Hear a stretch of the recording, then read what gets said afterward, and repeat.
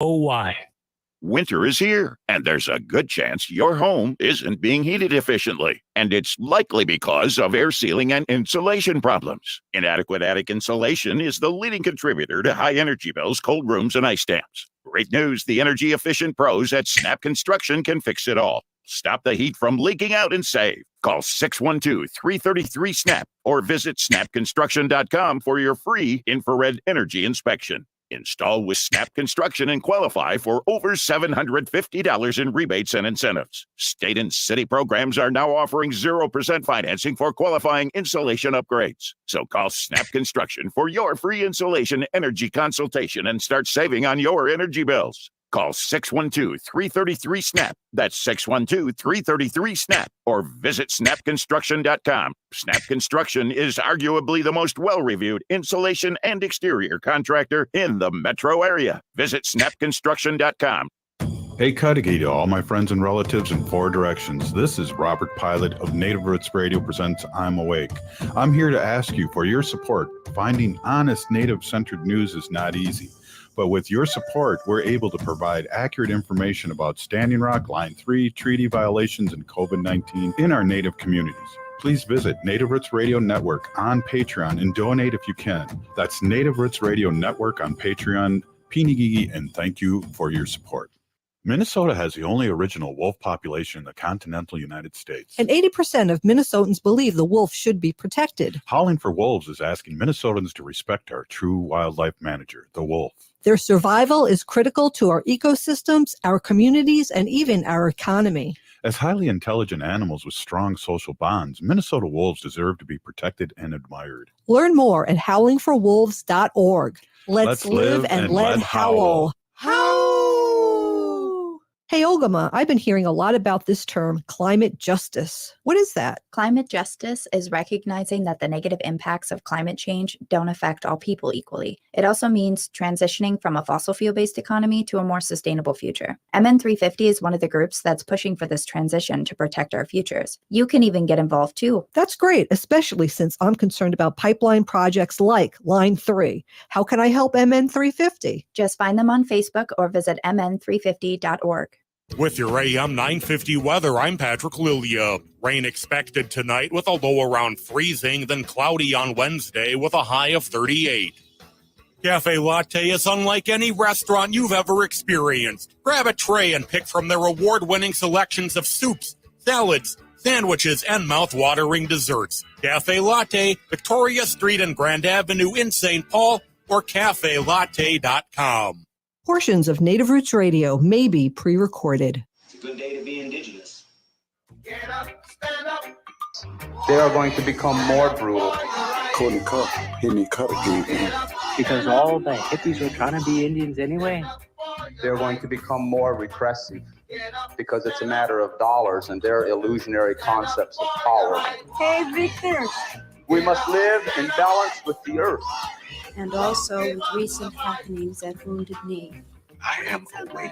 Welcome to Native Roots Radio presents I'm Awake, and I'm your host, Wakanja Hade. Hey, Cudahy to all my friends and relatives in four directions. You are listening to Native Roots Radio presents I'm Awake, and I'm your host, Robert Pilot. We discuss local and national Native news and events, and as you know, Native issues are human issues, and human issues are Native issues. And this portion of the show is brought to you by MN350, a grassroots organization fighting for climate justice. Hey, tonight we got Nancy Beaulieu on, and I have some clips from today. I was at the Clyde Belcourt Urban Initiative, Legacy Initiative at the state capitol, and there were some serious speeches that I have recorded and that we can comment on, and so there's a lot happening here in the Twin Cities and all over Native land. And I feel like Ogama, Twin Cities in a lot of ways, and Minnesota specifically, leads the way in a lot of Native initiatives. And that's a good thing. Yeah, depending on, what the initiative is and, what's happening in the legislature at any given time. Minnesota, I think, is one of the states in the continental U.S. that has some of the most Native legislators as well.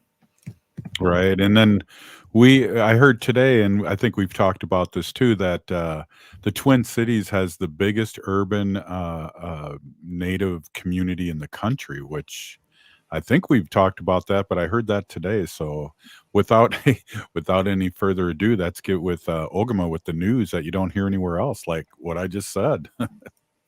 Hey, Boozhoo relatives. This is Ogama Ganuakwe, and I'm a citizen of the Red Lake Nation in northern Minnesota, and I'm coming to you from central Minnesota, or Minnesota, Makoche, and Dakota homelands here, and I have some news and information for you. The first thing that I want to talk about is the MN 350 action that's coming up. It's Stop Dirty Banks. It's March 21st from 12 p.m. to 1 p.m., and it's reminding people that banks are a huge element of the climate crisis, and there is something that people can do to stop it. March 21st, everyone's gathering outside of Wells Fargo Center in the Twin Cities to pressure them to stop financing fossil fuels. It is a part of a national day of action to end investments in fossil fuels and to send a message to the banks that are funding the climate crisis. Stop financing fossil fuels, or we'll take our money and put it in better banks. So this is your notice that if you have your money in Wells Fargo, they are financing the climate crisis. So it might be a good idea to consider a different bank. And if you are available on March 21st from 12 to 1, they'll be at the Wells Fargo Center in the Twin Cities in Minnesota. But I do believe many other places, like up here where I live in central Minnesota, they're still going to be at our local Wells Fargo. So take action from wherever you can. Speaking of taking action, I want to remind everybody to show up for the Taxpayer Protection Act on the Prove It First Day in the Minnesota legislature on April 4th, it looks like. Prove It First is wrapped into the Taxpayer Protection Act. And what it is copper sulfide mining, and reminding and advocating for Minnesota and its water and people that copper sulfide mining has never been done safely anywhere. And the Taxpayer Protection Act includes language that will help Minnesota to be protected from this. So basically, Minnesota's current financial assurance requirements, basically what the state of Minnesota requires companies who are coming in to do things like mine or, build pipelines, those kinds of things, are really inadequate to protect against or clean up after an environmental disaster. And this company that wants to put in PolyMet and Twin Metals also has a really terrible, terrible track record in other countries in South America and other places. And this type of mining has not been done safely anywhere in the world. So this bill asks those companies to make sure that they have the money in hand when they apply for these permits to do this mining in Minnesota. And the reason they don't have that money in hand is they're essentially piling on IOUs. And they say that they do not have to have, thanks to the Minnesota legislature, they do not have to have the money to clean up a spill until after 9 years of the mine being in development. Or being in active. So after 11 years, if the price of copper and nickel suddenly plummet, or there's, some sort of change, these companies could essentially pack up and leave Minnesota and stick Minnesota with, billions of dollars, possibly of damages that they would have to clean up. So this is really important legislation, and if you have the time, make sure to contact your legislator or Governor Walz, which you can do. Friends of the Boundary Waters has a really great and easy form that you can fill out on their website, and they'll help you submit a letter and find your representatives to be able to say, hey, prove it first when it comes to copper and sulfide nickel mining here in Minnesota. The big thing that I wanted to talk about today, though, Robert, and I am not really looking forward to it, is the IPCC, Robert, the Intergovernmental Panel on Climate Change, released yesterday that urgent climate action is the only way to secure a livable future for everyone. They said they opened up the press release with hope, saying there are multiple feasible and effective options to reduce greenhouse gas emissions and adapt to human-caused climate change, and they are available now, and that we need to mainstream effective and equitable climate action, not only to reduce losses, and be clear here, losses and damages for nature and people. They're talking massive loss of human life and animal life as well, but it would also provide wider benefits. Right now, the IPCC highlighted that the scale of the challenge to keep the planet from warming to 1.5 degrees Celsius is still going.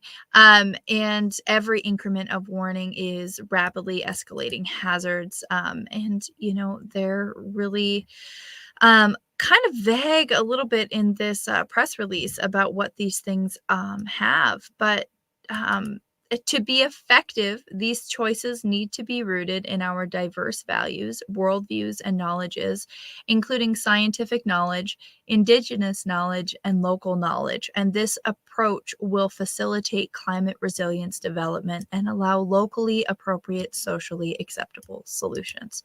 That, I think, is what we've really been talking about. That's the meat and potatoes of what we've been talking about in the Stop Line 3 movement, in the No Dabble movement, in all of these things. Climate resilience development is about bringing it back to our communities and relying on our knowledge from our ancestors. And now more than ever, it's going to be a problem.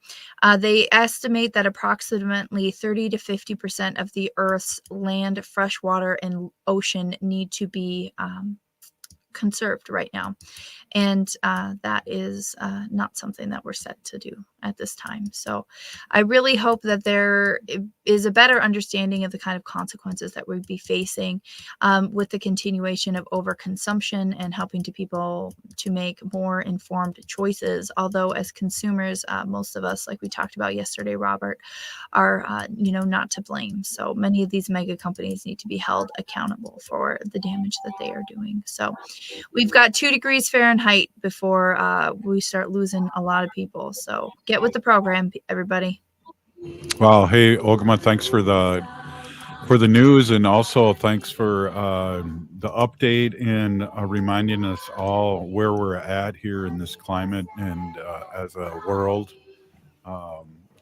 It's dire, and I'm glad we talk about it. So, Pinigigi Ogama. Hey, up next, Nancy Beaulieu, Bemidji 350 and MN 350, talking about the climate and what we're doing here.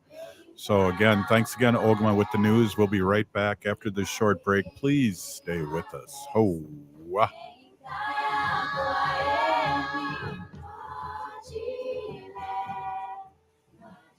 Hey, Olgama, I've been hearing a lot about this term, climate justice. What is that? Climate justice is recognizing that the negative impacts of climate change don't affect all people equally. It also means transitioning from a fossil fuel-based economy to a more sustainable future. MN 350 is one of the groups that's pushing for this transition to protect our futures. You can even get involved too. That's great, especially since I'm concerned about pipeline projects like Line 3. How can I help MN 350? Just find them on Facebook or visit mn350.org. Boost your immunity and help protect your community. COVID-19 is still here, but it's not too late to get your booster. Staying up to date with vaccines can help build protection that has decreased since your last shot and provide better protection against newer variants. Boosters are an important part of protecting yourself from getting seriously ill from COVID-19. To learn more and schedule your appointment, visit ramseycounty.us/COVID vaccine. ramseycounty.us/COVID vaccine.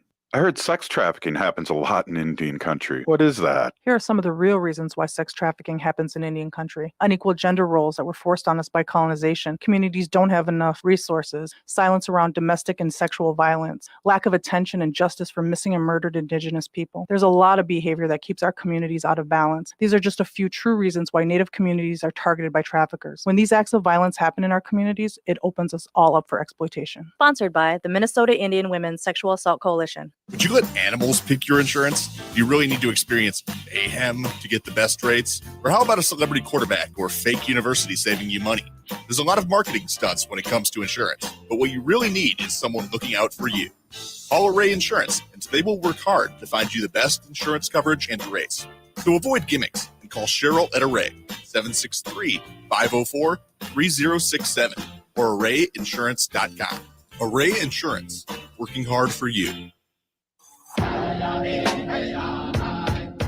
This is Winona LaDuke of Honor the Earth, and you're listening to Native Roots Radio. I'm Awake. Welcome back to Native Roots Radio presents I'm Awake, and this is Robert Pilot. This portion of the show is brought to you by the Native American Community Clinic, honoring health and tradition. Very good. Yes, they do. Thanks, Ogama. Hey, we have Nancy Beaulieu on the line. And Ogama, I wonder if you could take over for just a second here. I got a hungry dog here that won't stop barking. Sure. I'm going to touch base for just a couple more seconds here on the IPCC to kind of, condense it for people. The world is likely to pass the dangerous temperature threshold of 1.5 degrees Celsius or 2 degrees Fahrenheit within the next 10 years, unless nations drastically transform their economies and immediately transition away from fossil fuels. And this has been one of the most definitive reports that's ever been published about climate change from the UN Intergovernmental Panel on Climate Change. And it warns that once we are beyond that threshold, which is expected to happen in the early 2030s, that the climate disasters are going to be so extreme that people will not be able to adapt. And they're expecting heat waves, famines, and infectious disease that could claim the lives of millions of people by the end of the century. So this is what we're up against right now when we talk about climate change and rising temperatures. So I don't know, do we have Nancy on the line with us already? I am here. Hey, bonjour, Nancy. Welcome to Native Roots Radio. It's good to have you back. Yes, always a pleasure to be here. And right in the moment, I am calling in from a sugar bush camp just 2 miles from my home, pretty much in my backyard on some ceded territory in 1855, treaty lands. And again, I'm close to, the Turtle River, and this is a sugar bush. And why we're here, you were just talking about climate change, and we're in an area where there's mature maples. They're 40 years old, and there's all kinds of different, trees and life and medicines in this forest. And we have to, understand that, it's not just fossil fuels, pipelines and those kind of things, but when we cut the trees down, cutting down forests to create farms or pastures or for other reasons causes emissions, since trees, when they are cut, release the carbon they have been storing. So since the forests absorb carbon dioxide, destroying them also hurts nature's ability to keep the emissions out of the atmosphere. And you talk about those diseases, deep in the layers of our ices and all, the permafrost, all that stuff holds diseases, bad things. And once everything starts melting and creating all these floods and all these bad things, those new diseases are going to be introduced to us today, and we're not going to be ready for that. And so we're kind of holding space here in sugar bush because we feel we have to save the forest to protect our way of life. Sugar bushing is a part of who we are. And again, it's part of climate change, just cutting this whole forest down. And so we're here again, holding treaty space in a good way. And tonight will be a second night of camp. And yesterday, DNR showed up and tried to confiscate our bags and make us leave, but that didn't happen. Right on, Nancy. Hey, thanks, Ogama. We've got a new medication on for our dog, and this dog is like telling me he's hungry at the craziest times. Thanks again for being on, and Ogama, thanks for stepping in. Maybe you can let our audience know what sugar bushing is, because I think a lot of people out there, our allies out there, don't know what that is and how deep that runs in our traditions. Yeah, that's people have been doing it for thousands of years, and our maples and this is the new year for us. And so nature will bring us some gifts in this season. And one of those gifts is the maple syrup. And we'll tap the trees when the temperature is somewhere between 18 and 20 during the night. And when the temperature is above freezing during the day, that's when the maple, the syrup comes out of well, it's not syrup, but it comes out of the trees. It's actually liquid like water. And we collect it, and then we bring it into camp, and we obviously do all that prayer and good stuff. And we boil it down to syrup, and we can make candies and, mix berries in with it. There's just so many ways our people rely on the maple syrup. And in this forest, a lot of these trees are about 40 years old, and to cut them down, it would be just something horrible. And in this particular part of the place that we're camping in is part of the migration story. So this is a heritage site, and we're actually on state land. And so when DNR was here yesterday, he reminded me we were on state land and we needed a permit. But I said, no, I'm 1855, don't need one, and I have a right to be here. So he made some phone calls to some higher uppers, and then in the end, he left on good terms. But I think we know our rights, Robert, because he said after speaking to the higher uppers, we may or may not be back, and he gave us our tapping bags back. Wow, it hasn't been back since. Yeah, Nancy, just imagine if you didn't know about the treaties, that, one of our young ones that might not be adapt to that or apt to that treaty, and then they would have just gave up their bags and went home. Yeah, that's what one of the gals was saying as I was walking in this morning. She said, I'm so glad you were here, because if it was me, we probably wouldn't be here right now. So, again, this goes back to like one of our elders always says, what good are our treaty rights if we don't assist them? And, there's so much healing in the woods. The sense of community and all that good stuff, and again, if we don't go back to our ways, we won't find that healing. And it's also an excuse for these departments, like the forestry department and the DNR, to say, hey, they weren't tapping them anyways, go ahead and buy them and cut them out. So again, it's up to us to be out here to do this and do it in a good way. And DNR said yesterday, he goes, what are you guys here to protest and get a citation? And I said, no, we're actually here in a cultural way. We're supposed to be here. I belong here. And you have no authority as DNR to interpret those treaties and tell me I can't be here. So he hasn't been back since.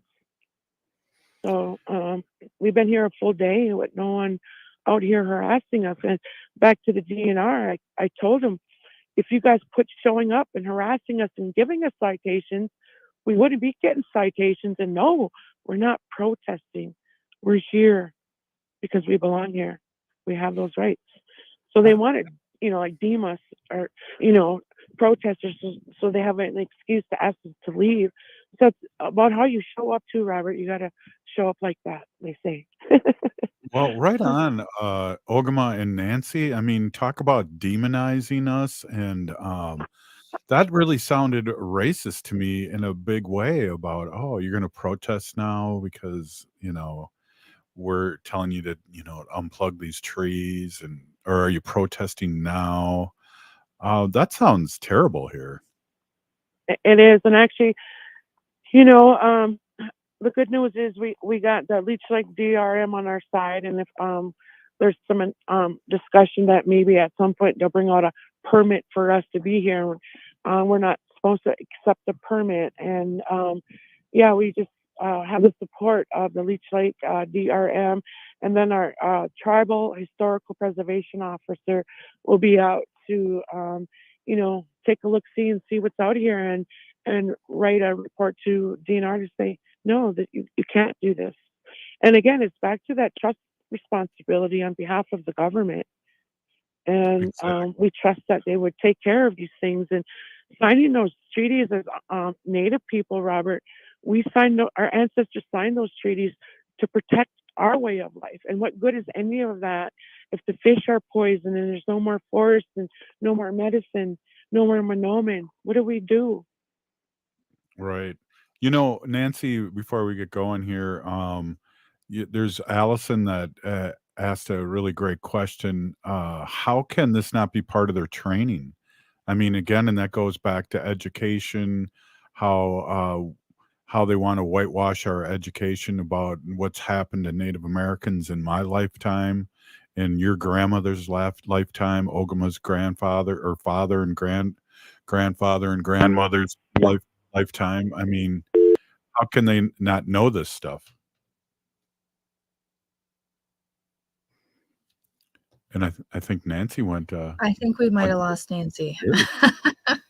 Hopefully she joins us back. But I mean, I think that there's, even more rapidly than people are realizing, I think that there's generations of even Native people who are growing up who don't have, like my grandmother was part of the boarding school era, and I heard some stories from her, and I know that you're part of the 60s scoop, Robert, and I think that the next couple of generations behind us, they're growing up sometimes without those stories of how those things happened, and what we really lost. And if we don't tell them what was lost, then they don't know, what to fight for. And I think that it's really important that we keep telling those stories and keep reminding our youth and people that are just now coming to the way to keep fighting for it. Absolutely. Wow. Great comment. We're going to come back and we're going to talk about what happened at the Capitol. We're releasing Nancy from the rest of the show because she's working hard with the Sugar Bush. And we're going to talk a little bit of what happened at the Capitol today. And I got some clips I'd love to have you, Ogama, and I talk about after we listen to them. So, hey, you're listening to Native Roots Radio presents I'm Awake, and we'll be right back after this short break. Stay with us. Minnesota has the only original wolf population in the continental United States. And 80% of Minnesotans believe the wolf should be protected. Howling for Wolves is asking Minnesotans to respect our true wildlife manager, the wolf. Their survival is critical to our ecosystems, our communities, and even our economy. As highly intelligent animals with strong social bonds, Minnesota wolves deserve to be protected and admired. Learn more at howlingforwolves.org. Let's live and let howl. J&S Bean Factory is a Native-owned, community-supported, cozy, artsy coffee shop which offers roasted on-site beans, live music, and baked goods. Relax in the beautiful outside patio. City Pages writes, voted top 10 coffee shops. Tucked into a quiet corner of St. Paul's Highland Park neighborhood, this coffee shop roasts beans on-site from the best coffee-growing countries in the world. Located at 1518 Randolph Avenue, St. Paul. The good stuff.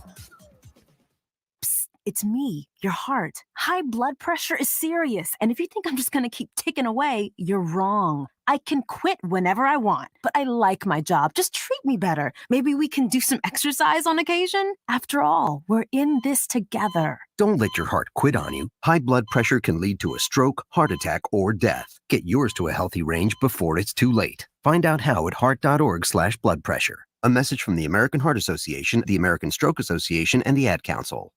Hello, Minneapolis. It's Randy Rhodes on your radio in the heart of the Midwest every weeknight from 10 to midnight on AM 950. At Woodland Stoves and Fireplaces, we have wood stoves that qualify for the new 30% income tax credit. A great opportunity to get an efficient stove and heat with renewable energy. Right now, avoid supply chain delays, avoid the fall rush, avoid bad weather installation, and save money because we are now discounting the price on all chimney parts you need for installation for any of Woodland's new stoves and fireplaces. We can help you with the stove and the chimney planning. Want to do it yourself? We will help you determine all the parts needed with our installation know-how. We have been installing wood stoves and fireplaces for over 45 years. Woodland Stoves and Fireplaces has over 35 working wood, gas, and electric units on display at the corner of East Franklin and Riverside Avenue in Minneapolis. Save money. Take advantage of the spring and summer chimney discounts when you buy any fireplace product right now at Woodland Stoves and Fireplaces. Eat Local Minnesota is a great way to find locally owned Minnesota restaurants and food purveyors. You'll find high-quality food and unique eating experiences with dishes from around the world. Just visit eatlocalminnesota.com for your next meal.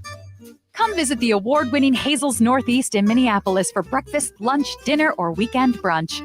For breakfast, try the slow-cooked brisket hash, hippie cakes, and meat waffle. While for lunch, enjoy favorites like the buttermilk fried chicken sandwich or veggie burger. Hazel's is open Tuesdays through Saturdays, 8 to 8, with a Sunday brunch from 8 to 2. Located off 29th and Johnson in Northeast Minneapolis. More at hazelsne2go.com. If you're craving barbecue, then don't drive too fast or you will miss Scott Jamama's Hot Barbecue, located at 3 West Diamond Lake Road in Minneapolis. Scott Jamama's offers mouth-watering baby back ribs, grilled chicken, and half-pound pulled pork sandwiches. The potato salad, spicy baked beans, and twice-baked potatoes should not be missed. More details at scottjamamas.com. With your AM 950 weather, I'm Patrick Lilia. Rain expected tonight with a low around freezing, then cloudy on Wednesday with a high of 38. Cafe Latte is unlike any restaurant you've ever experienced. Grab a tray and pick from their award-winning selections of soups, salads, sandwiches, and mouth-watering desserts. Cafe Latte, Victoria Street and Grand Avenue in St. Paul, or cafelatte.com. Bijou. I am Oshawashko Gijig.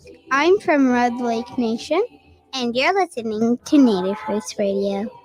Welcome back to Native Roots Radio presents I'm Awake. Hey, this portion of the show is brought to you by the Native American Community Development Institute. Hey, you faked me out there. I thought you were going to go with Howling for Wolves. I was getting ready there. Hey, Ogama, I just got to tell you a quick couple things here. I was at the Capitol today, and it was the Urban Indigenous Legacy Initiative, and it's a collective of 16 Native American nonprofit organizations in the Twin Cities, and it's focused on issues ranging from healthcare to housing, workforce development to childcare that have provided our communities with powerful and effective services for decades. They're seeking $136 million, and that's for all these 16 organizations. And there was a rally, there was a press conference. So I have a clip here I'd like to play. The governor spoke to everybody, and I'm going to play that clip if you don't mind. And then we can kind of comment on this. It's kind of interesting for a couple reasons, but let's listen to it, and then we'll comment on it, Ogama.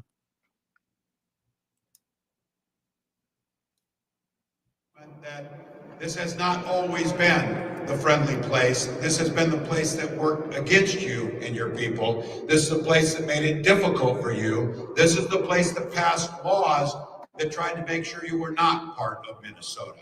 And I think the acknowledgement of that is the very ground floor of where things start. What you're here for today is saying, yes, we know all of that. What we want to know is, what are we going to do about it today? What are we going to do to deliver on projects that improve the quality of life for our children and our people? What are we going to do to make sure that opportunities are available truly for all Minnesotans? What are we going to do to provide the resources necessary, whether it's around homelessness, food security, whether it's dealing with an opioid epidemic and health disparities that impact Indigenous communities at a rate 7 times higher?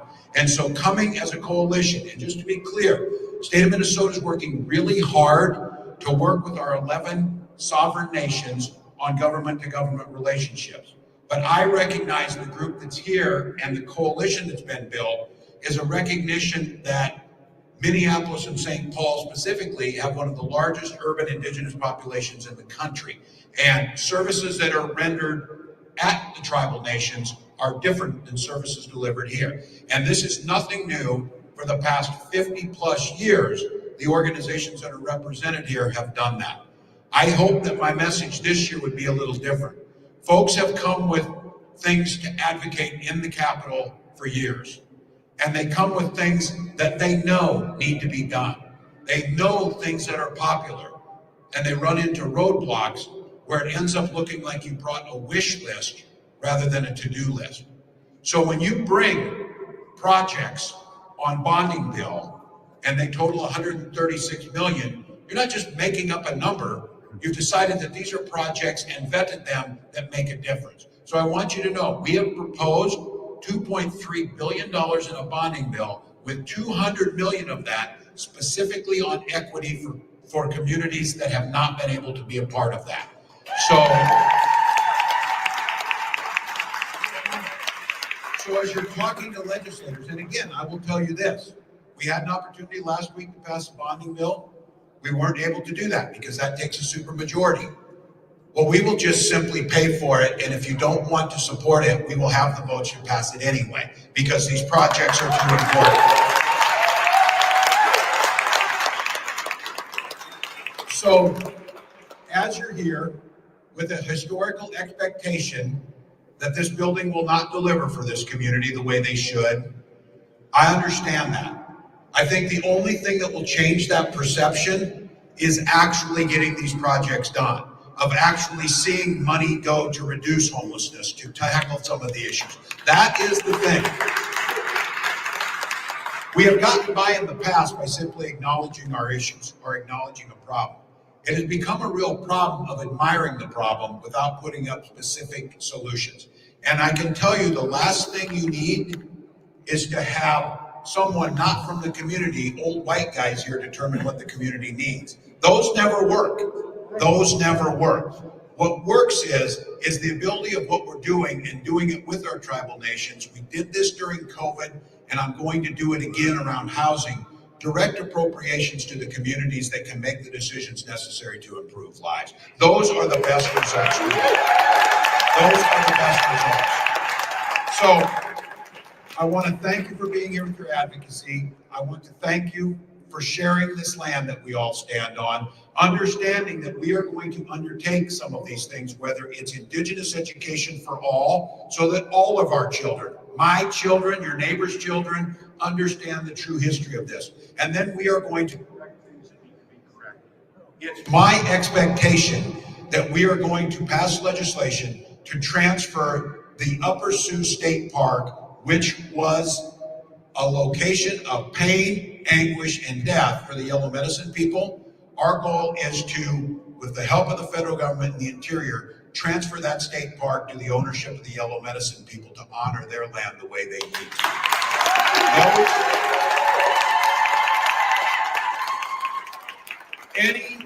Any help on these initiatives would be appreciative. We know that this is going to take advocacy from all of you. It's going to take advocacy from the governor and lieutenant governor's office. It's going to take the work with the legislative leaders. But we know this is the right work to do, and I've said this and I'll continue to say it.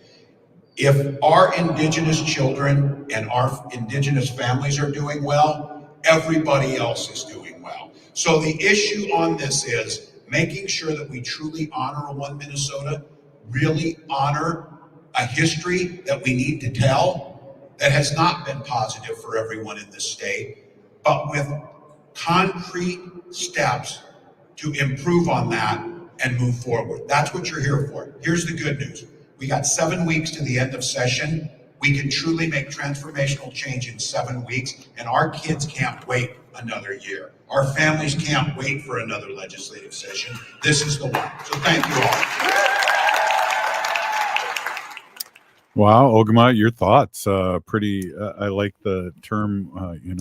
He was saying that one of the things about our history and education needs to be taught to everybody, not just to ourselves, but to everyone in the state. That was pretty right on. And then also, it's an old Paul Wellstone kind of a comment. If we're doing well, everyone's doing well, kind of thing. Yeah, I agree with you on the education front for sure. And I think that would go, honestly, like the furthest in how people know, interact with, and understand Indigenous peoples' in Minnesota and elsewhere. And I'm kind of navigating academia right now. I'm in college again, and I'm finding that, I took an introduction to education course, and they covered education broadly in the United States, starting from like the 1400s, going all the way forward until present. And, they covered segregation and all of those types of things, but they completely skipped over Native boarding schools as if that was not a part of the history of education in the United States. And it most definitely is. And when I implored to talk to my teacher about it, they basically said that if I wanted to know more about it, that I had to take a Native American Studies class. And I just don't think that that's really in alignment with what we need to be doing to educate people, in the state of Minnesota, to be good relatives to all types of people here in Minnesota. Okama, that statement there, we could have a whole show on what he said or he or she said to you. Mhm. That's ridiculous. Yeah, it is. It really is. Wow. And to just fail to make that connection, that it's common sense. It's an easy connection to make, that boarding schools are part of the history of education in the United States, and that Native people are part of the history of the United States. And they tend to just continually erase us and continue to do that harm. And when we take the effort to put Native American information into curriculum alongside, all of the other curriculum that they're talking about, then it doesn't become this painful separation, and we can actually move forward, to healing and to making these things happen. So I think ultimately that would do the most work. And see, Allison just said too, I never heard about boarding schools when studying to become a teacher. It's awful. It is. It really is. And I don't know, Robert, if you got any of that training when you were teaching. Heck no, but what I wanna say too is, I had a friend of mine reach out to me about, was it okay if he did a land acknowledgement? And I said, "Dude, the land acknowledgement's for you. We already know this is like, for instance, Minnesota's Lakota Dakota land and Wisconsin's Ho-Chunk land and, Mhm. Ojibwe up north." But so it was kind of a funny conversation because we've had that conversation here many times that we know from our history, from stories, from who we are, and what we've gone through. A lot of us, and I'm still learning. But it's our white allies that need to know and that need to step forward too, because we're only a small percentage here in the state, like 3%. I know they always say 2, but I say 3 just to throw it up there a little bit. But you know what I mean? Yeah, absolutely. And, when we talk about, being a Native person and those kind of ongoing harms that we experience, on a day-to-day basis, that's part of it. It really is. Yeah, I know, and it's funny too. I know somebody that has a younger sister, and they're in their 20s, and the younger sister's in just graduated from high school, and just how and she looks more white than her sister, same parents, just the way the gene pool popped out. Um, and she can see how people treat her sister differently. And I know you talked about that too in the past. Yeah, growing up, my sister looks a lot more Native than I do, and she experienced a lot more, direct racist comments from people. And I kind of got the indirect, people assuming that I agreed with them about, those dirty Indians or whatever comments they had. Yeah, exactly. We can jump in and maybe we'll talk a little bit more about that after our break. I also have another clip, but I think we've kind of hit on something, and maybe we can talk a little bit more about the governor of Minnesota's speech. All right. So, hey, we'll be right back. This is Native Roots Radio Presents I'm Awake.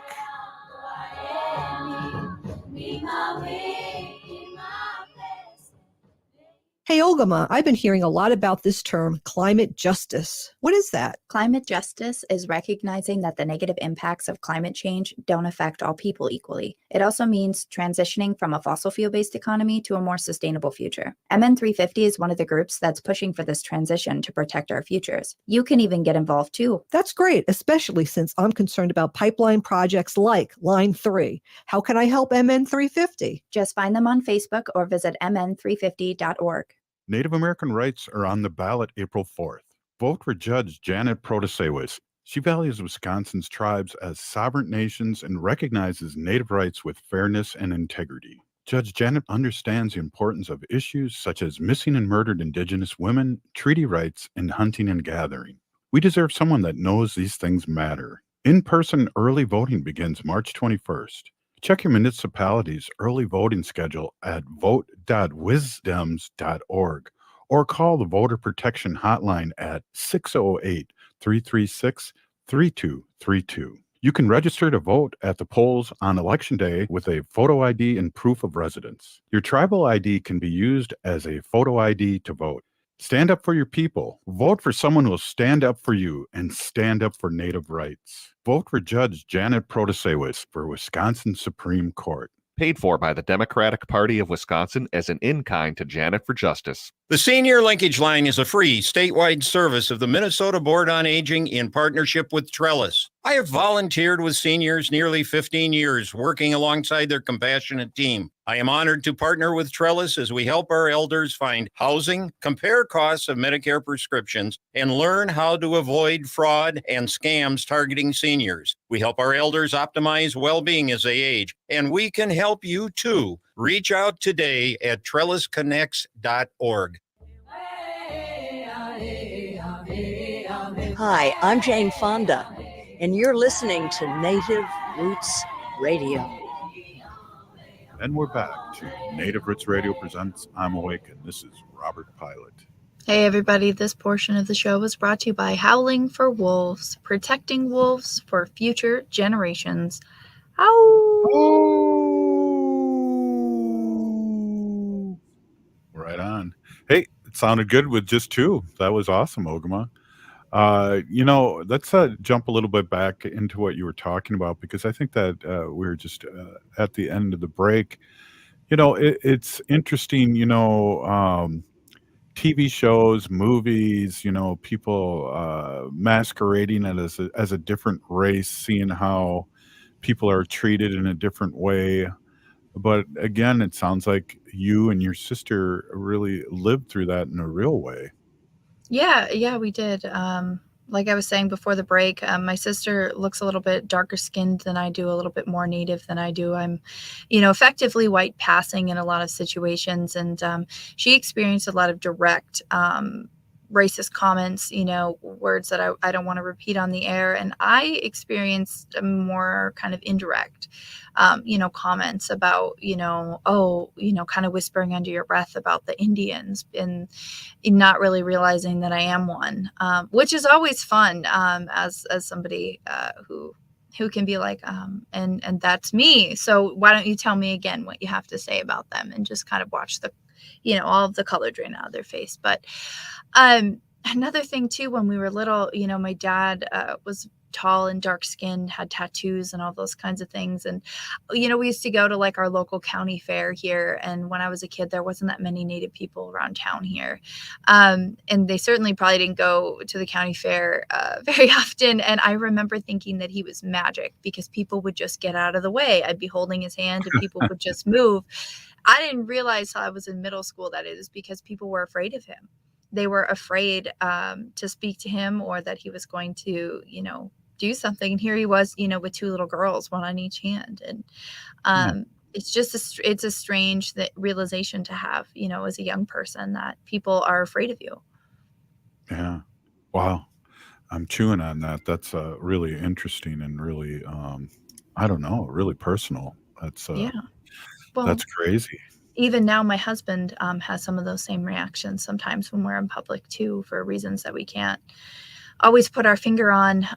We had one really bad experience at our local Target where another man was, kind of getting in his face. He was silently just staring at him and staring him down, and we couldn't figure out why. And when him and his partner left before us, and we waited back a few minutes to like come out of the store. When we came out of the store, he was in his truck waiting for us to come out. And my husband is a larger Indian guy with long hair, and he's never been in a fight. He'd never hurt anybody. And he kind of froze. And it was me that like, I had anger at my heart. I yelled at the guy, told him to leave. But I mean, I had anger in my heart for him because, what are you doing? What right do you have to make us feel afraid? You don't have that right. Whatever it is your problem is with us, take it with you and go, is my thought. And yeah, that's Angie Vig just commented. She runs Big Guitars, and she said, when someone says I didn't look Native, I would just respond with, why don't you draw me a picture of what I'm supposed to look like? And that's exactly it. That's kind of in the same thing we were talking about, Ogama. We were talking about, I don't know if we were talking about it on the show, but we talk about Native artists. And then that's not Native art because there's not a teepee or a eagle drawn on it. It's like, no, this is a Native person that does art, so that makes him or her a Native artist. So it's all these preset notions that I think, Generation Z doesn't have, whether it's with gay people or our two-spirit people or trans people or, marriage, all these things that my generation and somewhat your generation, I mean, you're a lot older than you look, not a lot, but you're older than you look, but, that somebody like Zoe's generation really doesn't have to deal with it, at least in the progressive areas. I don't know what's happening farther, the farther away you get from tall buildings, but that's my perspective right now, Ogama. Right. Well, and I've in my area, we've actually kind of had an influx of people from the Twin Cities. I'm about a couple hours north of the Twin Cities, and after the riots that followed George Floyd's murder, there was a pretty large influx of people who were moving into this area and quote unquote away from social justice. And many of them, consider themselves to be progressive, allies, but they didn't want to stay. They didn't want to stay, when the fighting happened, when the rioting happened, when those things happened. They weren't on board for that when it threatened them, and it's really hard to say you're a good ally when you run at the first sight of danger and you're not there with the people that you claim allyship with. That's kind of like what we used to call people chickens. Yeah.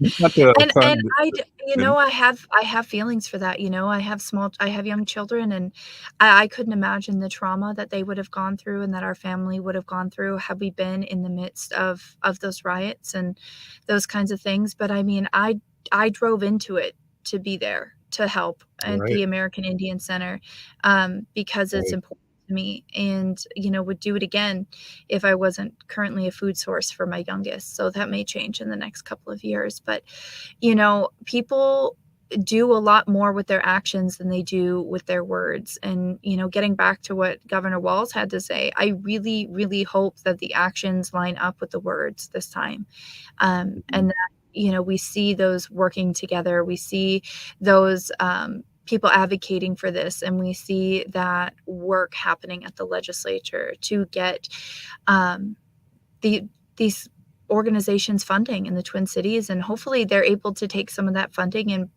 branch out into the wider areas of the state.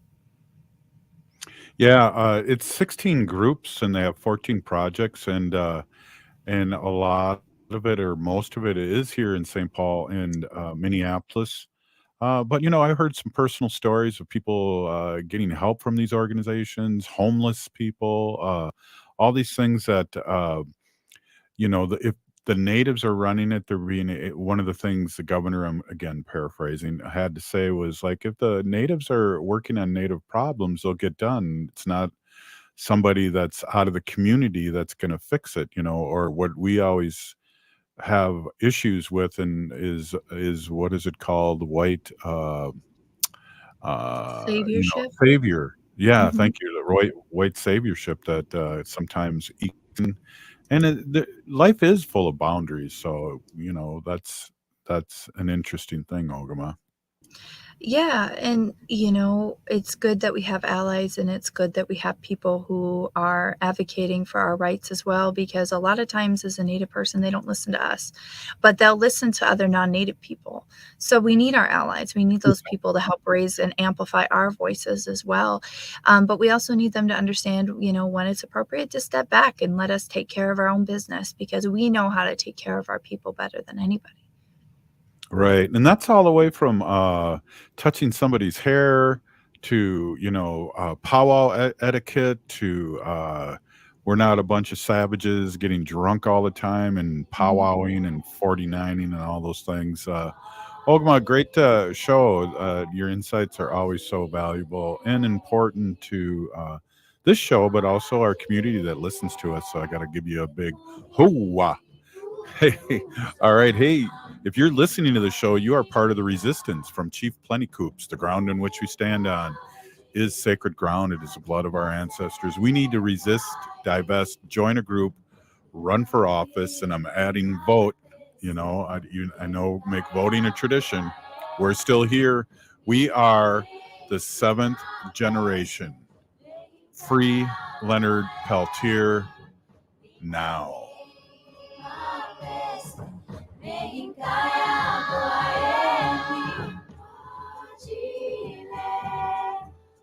Chile,